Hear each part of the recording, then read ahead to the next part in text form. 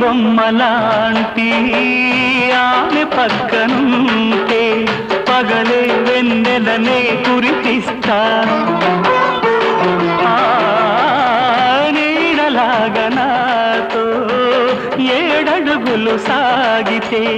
ఇలలో స్వర్గంనే సృష్టిస్తా రసరమ్యం ఆ రాగ విలాసం రసరమ్యం ఆ రాగ విలాసం వసివాడదు అది ఆ జన్మాంతం